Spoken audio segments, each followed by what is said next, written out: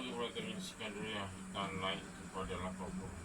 Pada itu tahun ini wah, ada 68.